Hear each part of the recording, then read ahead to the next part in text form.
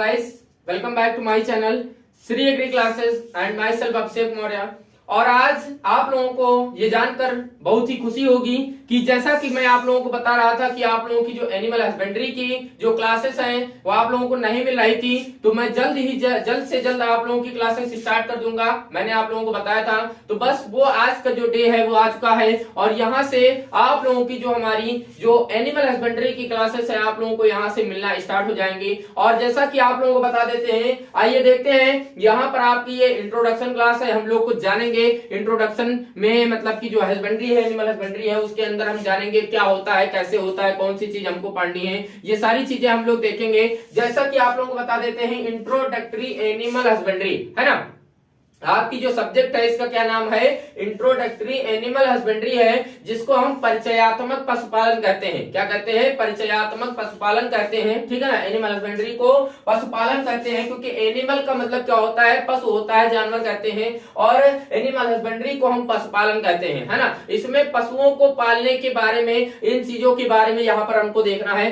तो जैसा कि आप लोगों को बता दें, तो आप लोगों की इसमें मान लीजिए कि आप लोगों की कम से कम 5 यूनिट है ना। जैसे कि आप लोगों की इसमें 5 यूनिट आप लोगों को पढ़ना है, ठीक है ना। कितनी यूनिट पढ़ना है? आप लोगों को 5 यूनिट पढ़ने हैं और इन 5 यूनिट्स में आप लोगों के 24 चैप्टर्स हैं, कम से कम 24 या 25 चैप्टर्स हैं आप लोगों के, जो कि आप लोगों को यहाँ पर पढ़ना है। समझ रहे हैं ना? समझ रहे हैं, ठीक है ना। इस सब्जेक्ट में आप लोगों को कम से कम 24 चैप्टर पढ़ने हैं, तो घबराने की कोई जरूरत नहीं है, आप लोगों को कोई टेंशन लेने की जरूरत नहीं है। धीरे धीरे आप लोगों की ये चैप्टर्स चलते रहेंगे और आप लोगों को समझ में आता चला जाएगा। ओके, आइए चलते हैं। तो जैसा कि आप लोगों को बता देते हैं कि पशुपालन क्या होता है, परिचयात्मक पशुपालन के बारे में हम लोग पढ़ने जा रहे हैं। तो पशुपालन क्या होता है? जैसे कि जो पशुपालन है वो व्यवहारिक विज्ञान की वह शाखा है, पशुपालन व्यवहारिक विज्ञान की वह शाखा है जिसमें क्या होता है, जो पालतू पशुओं को,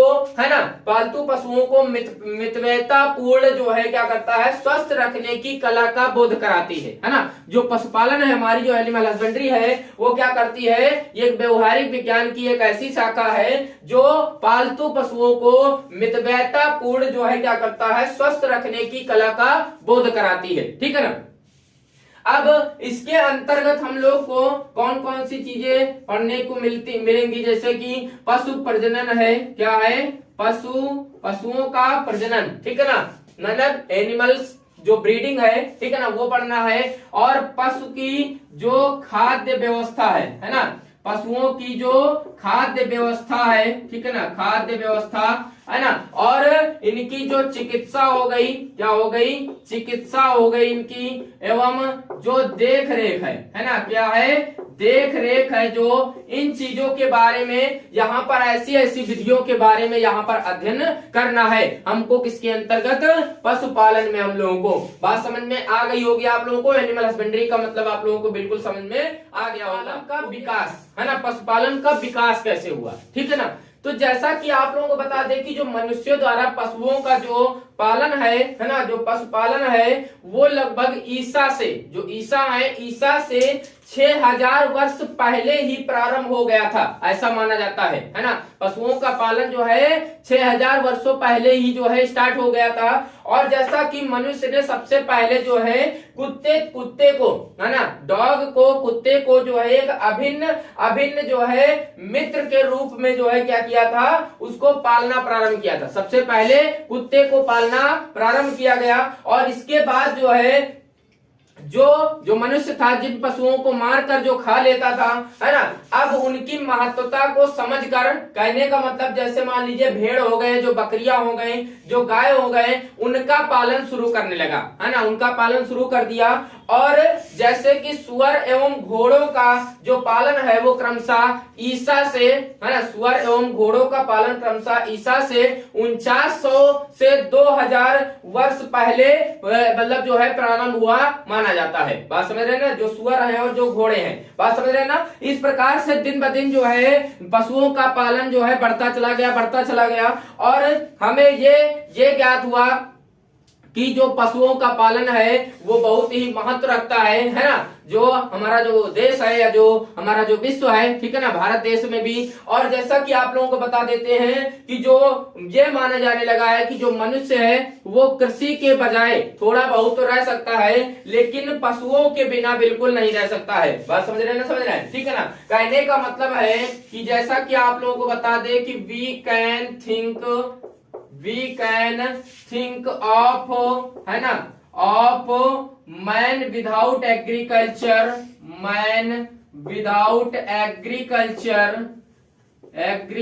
एग्रीकल्चर, है ना, बट नॉट, है ना, not without animals,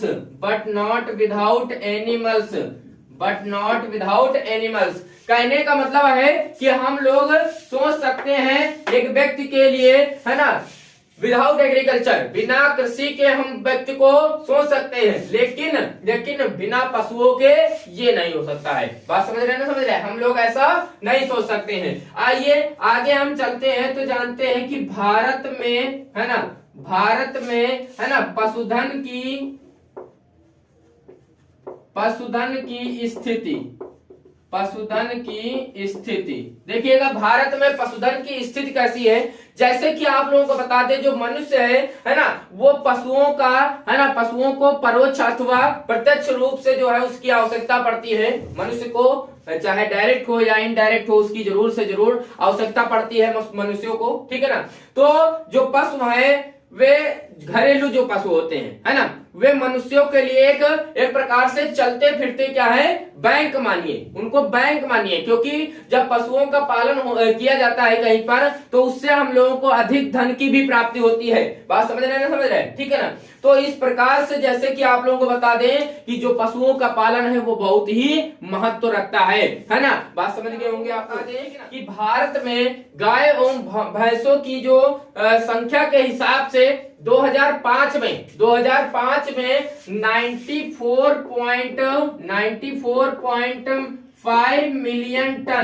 5 million ton जो है दुग्ध का उत्पादन हुआ। बात समझ रहे हैं ना, समझ रहे हैं, ठीक है ना। 94.5 मिलियन टन जो है दूध का उत्पादन हुआ माना जाता है 2005 के हिसाब से, है ना। अब जैसे कि दुग्ध उत्पादन की दृष्टि से, है ना, जो भारत है, भारत का प्रथम स्थान है, समझ रहे हैं ना, समझ रहे हैं, ठीक है ना। और 2008 से 9 में अनुमानित यह है कि 108.5 मिलियन, है ना, मिलियन टन से भी अधिक जो है दूध का उत्पादन भारत में हो गया।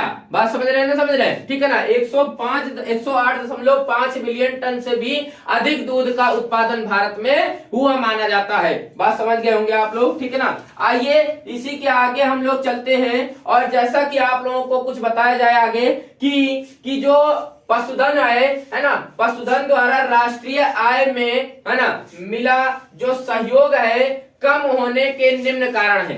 पशुधन में देखिए कुछ उसके आय में जो है, राष्ट्रीय आय में मिला कुछ सहयोग है, जिसके क्या क्या कारण है। जैसे कि सबसे पहला कारण आप लोगों का क्या है कि अनुत्पादक पशुओं की संख्या का अधिक होना। जो अनुत्पादक पशु हैं, है ना, उनकी संख्या का अधिक होना, ये मेन रीजन है आपका, ठीक है ना। और अनुपयोगी पशुओं की छांट ना करना, जो अनुपयोगी जो बेकार के जो पशु हैं उनकी छांट ना करना, ठीक है ना। और कुछ भौतिक कारक है। भौतिक कारक क्या है आप लोगों के, जैसे कि जो देश में चिकित्सा सुविधा, है ना, चिकित्सा सुविधा जो इलाज है ना, वो विशेषकर ग्रामीण क्षेत्रों में कम होने के कारण जो पशु हैं, पशुओं में जो होने वाले दोष होते हैं, जो समस्याएं होती हैं, जैसे कि पशुओं का देरी से युवा होना, है ना, देरी से युवा होना, उनका बार बार गर्भ होना, ठीक है ना, बार बार गर्भ होना और गर्भ न ठहरना, कहने का मतलब गर्भ न ठहरना, ये प्रकार की कुछ समस्याएं होती हैं, ठीक है ना। तो इनका जो है इलाज जो है उचित रूप से नहीं हो पाता है। बात समझ रहे हैं ना, समझ रहे हैं, ठीक है ना। और जिससे पशु का उत्पादन भी प्रभावित होता है, जिससे पशु का उत्पादन क्या होता है, ये प्रभावित होता है, ये भौतिक कारक है। और जैसे कि पशु खाद्य पदार्थों का अभाव, है ना, पशु खाद्य पदार्थों का अभाव, कहने का मतलब जो उनके भोजन करने का जो खाद्य पदार्थ है, जो उनका भी क्या है, अभाव है, ठीक है ना। और पशु चिकित्सा सुविधा की भी कमी है। है ना। तो ये इस प्रकार के कुछ कारण हैं, है ना, जो कि पशुधन द्वारा राष्ट्रीय आय में जो मिले सहयोग थे, सहयोग में कम होने के ये कुछ कारण हैं आप लोगों के, ठीक है ना। आइए इसके आगे हम लोग देखते हैं, जैसे कि आप लोगों को बता दें कि पशुपालन में परिमितता, है ना, पशुपालन में परिमितता के बारे में समझ लिया जाए। देखिएगा, पशुपालन में परिमितता, देखिए परिमितता ये जो है तो उसकी कुछ परिमितताएं हैं जिनको जो है भली भांति जानना जरूरी होता है। जैसे कि प्रारंभिक आय, जो व्यय आय है वो बहुत अधिक होता है ना। कहने का मतलब है स्टार्ट में जो व्यय होता है बहुत ही क्या होता है, अधिक होता है, और अधिक मेहनत की, अधिक श्रम की आवश्यकता पड़ती है। अगर पशुओं का आप पालन कर रहे हैं तो उसमें व्यय होगा और काफी ज्यादा मेहनत भी करनी पड़ती है, कुछ परिमितताएं हैं, ठीक है ना। और पशुपालक को पशुओं से संबंधित, है ना, कार्यों का सामान्य ज्ञान होना बहुत जरूरी है ना। जैसे मतलब जो पशुपालन जो पशु हैं उनके बारे में जो है उनसे संबंधित कुछ सामान्य मतलब जो बेसिक नॉलेज है, जो जरूरी है, वो होना बहुत ही आवश्यक है। बात समझ रहे हैं ना, समझ रहे हैं, ठीक है ना। अब आगे चलते हैं हम लोग पशु प्रजनन की कुछ समस्याएं, पशु प्रजनन की समस्याएं समझते हैं। पशुओं में, है ना, प्रजनन में कुछ पशु प्रजनन की कुछ समस्याएं हैं। कौन कौन सी समस्याएं हैं? जैसे कि सबसे पहली है आप लोगों की पशु का जनन अयोग्य होना। कहने का मतलब जो पशु का जो ब्रीडिंग होता है, जो ब्रीड होता है, वो क्या हो, अयोग्य होता है ना, तो वो समस्या होती है। और देरी से युवा होना, जो पशु होते हैं वे देरी से युवा होते हैं, है ना, ये एक सबसे बड़ी समस्या होती है। कम या बिल्कुल बच्चे ना होना, मतलब कहने का मतलब कुछ जो पशु होते हैं उनमें प्रजनन की सबसे बड़ी समस्या क्या है कि उनमें बच्चे कम होते हैं या बिल्कुल बच्चे ही नहीं होते हैं, तो ये सबसे बड़ी समस्या। और पशु का अधिक दिनों तक सूखे रहना, कहने का मतलब है जो पशु होते हैं तो क्या होते हैं, जैसे मान लीजिए कुछ ज्यादा दिनों तक वो खाली रहते हैं, है ना, मतलब उनको जो है गर्भपात धारण नहीं होता है, तो ये समस्या एक बड़ी बनी रहती है ना। और पशु का बार बार ऋतुमती होना, कहने का मतलब ये है कि जैसे मान लीजिए कि अगर उसका गर्भधारण मतलब उसको जो है उसका प्रजनन हुआ है ना, अगर उसको संकरण करवाया गया है तो क्या करते हैं वो 6 से 7 महीने के बाद फिर जो है वो ऋतुमती हो जाती है। बात समझ रहे हैं ना, समझ रहे हैं, ठीक है ना। तो ये समस्या देखने को मिलती है। और प्रजनन के लिए उत्तम साढ़ों का अभाव, कहने का मतलब जो प्रजनन होता है, जो संकरण होता है, उसके लिए अच्छे साढ़ का भी काफी ज्यादा अभाव होता है, ये एक समस्या बनी रहती है। और प्रशिक्षित कार्यकर्ताओं की कमी, कहने का मतलब है जो लोग जो है जैसे मान लीजिए जो प्रशिक्षित होते हैं, जो कार्यकर्ता जिनको नॉलेज होता है, उनकी काफी ज्यादा कमी होती है, जो कि एक पशु प्रजनन की क्या है, समस्या है। समझ रहे हैं ना। तो इस प्रकार से आप लोगों को इतना यहाँ तक के क्लियरली सुधार हेतु कार्य, कहने का मतलब है कि पशुओं की जो प्रजनन की जो समस्याएं थी उसके लिए कुछ सुधार हेतु कुछ कार्य किए गए हैं। कौन कौन से? जैसे कि विदेशी जातियों से संकरण, कहने का मतलब है कुछ बाहर से कुछ जो है जो सांड है या जो गुजगाय है ना, मतलब की जो है बाहर से कुछ जातियों को, अलग अलग प्रकार की जातियों को जो है लाकर जो है उनसे क्या करा जा रहा है, उनसे प्रजनन संकरण कराया जाता है। बात समझ रहे हैं ना, समझ रहे हैं, ठीक है ना। ये एक सुधार कार्य किया गया है। और तो कहने का मतलब है कि क्रमोन्नत विधि का काफी ज्यादा प्रचार होता है। हाँ, सरकार ने भी इसको जो है क्या किया है, काफी हद तक जो है इसको बढ़ावा दिया है ना। और जिससे क्या होता है, कृत्रिम गर्भाधान, है ना, जैसे कि अगली हेडिंग भी है आप लोगों की, उन पर निर्भर होकर जो है क्या कराया जाता है, पशुओं का प्रजनन कराया जाता है। बात समझ रहे हैं ना, समझ रहे हैं, ठीक है ना। अगला है कृत्रिम गर्भाधान केंद्रों की स्थापना। तो कहने का मतलब है पशुओं के प्रजनन के लिए जो है क्या किया गया, कृत्रिम गर्भाधान जो केंद्र है उनकी स्थापना की गई। समझ रहे हैं ना, समझ रहे हैं, ठीक है ना। तो उससे जो है क्या होता है, इनको सुविधा मिलती है। और बेकार घूमने वाले पशुओं को पकड़ना, तो जैसा कि सरकार ने क्या किया, जो बेकार के घूम रहे जो पशु होते हैं उनको पकड़कर जो है केंद्रों में, गर्भाधान केंद्रों में ले जाकर वहां पर बंद करके, मतलब जो है ना, वहां पर जो है उनसे उनका जो है पशुओं के साथ में, दूसरे पशुओं के साथ में जो है क्या किया जाता है, संकरण कराया जाता है, प्रजनन कराया जाता है, ठीक है ना। तो इस प्रकार से आप लोगों को ये समझ में आ गए होंगे कुछ सुधार कार्य किए गए हैं। ये इस प्रकार के कुछ कार्य हैं। कौन कौन से? अपरीक्षण, अपरीक्षण कहने का मतलब सर्वे करना, है ना। कहने का मतलब है पशुधन की जो स्थिति है उसका सर्वे करना, उसका ज्ञान प्राप्त करना कि कितने जो पशु हैं वे उत्पादक हैं, कितने अनुत्पादक हैं, तो इस चीज का पता लगाना। नियंत्रित प्रजनन देखिएगा क्या है कि सरकार के द्वारा जो उपलब्ध कराए गए, है ना, जो उन्नत जो साढ़ है उन्हीं का जो है क्या करना, प्रयोग करना, तो उन्हीं से प्रजनन कराना, ये नियंत्रित प्रजनन होता है आप लोगों का। और कृत्रिम गर्भाधान का प्रयोग, कहने का मतलब है कि ज्यादा से ज्यादा मतलब ये प्रचार करना, पशुपालकों को ये बताना, जो पशुपालक है उनको ये बताना कि कृत्रिम गर्भाधान के द्वारा ही जो है क्या कराया जाए, कृत्रिम गर्भाधान ही अपनाइए और उन्हीं से जो है उन्हीं के यहाँ से प्रजनन करवाइए। बात समझ रहे हैं ना, समझ रहे हैं, ठीक है ना। और पर्याप्त आहार पूर्ति, कहने का मतलब है कि पशुपालकों को संतुलित आहार का महत्व बताया जाए, है ना, कि कौन कौन सा संतुलित आहार है, कौन कौन सा पशुओं को जो है आहार देना चाहिए, ये चीज का महत्व उनको बताया जाए। बात समझ रहे हैं ना। रोग नियंत्रण, रोग नियंत्रण कहने का मतलब क्या है कि समय समय पर पशुओं के रोग उपचार का जो है ध्यान रखना। कहने का मतलब है जैसे मेन काम जैसे टीकाकरण करना, ठीक है ना, तो ये चीज बहुत ज्यादा जरूरी होती है रोग नियंत्रण के लिए। पशुओं का क्रय विक्रय, तो कहने का मतलब है कि पशुओं का क्रय विक्रय भी करना चाहिए, हमको खरीदना चाहिए, बेचना चाहिए, खरीदना चाहिए पशुओं को। जैसे मान लीजिए कि कुछ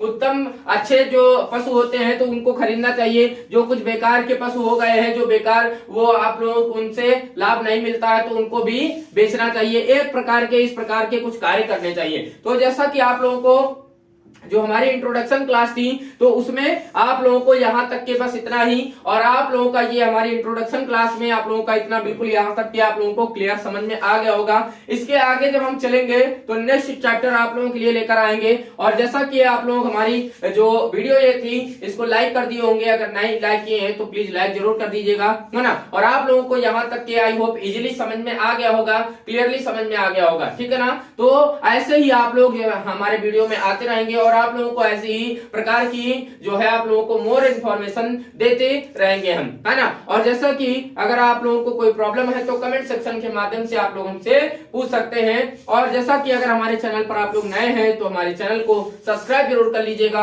और साथ में ही बेल आइकन को प्रेस करके, है ना, ऑल पे प्रेस कर दीजिएगा ताकि हमारी जो भी वीडियो के नोटिफिकेशन होते हैं वे आप लोगों तक तुरंत पहुंच जाया करें। और जैसा कि आप लोगों को पता है कि मेरी लाइव क्लास 7:10 से इवनिंग में शाम को 7:10 से हमारी लाइव क्लास मिलती है आप लोगों को, तो उसमें भी आप लोग ज्यादा से ज्यादा संख्या में जुड़ा करिए। ओके, चलिए चलते हैं, फिर मिलेंगे ऐसे ही किसी नेक्स्ट वीडियो में। धन्यवाद।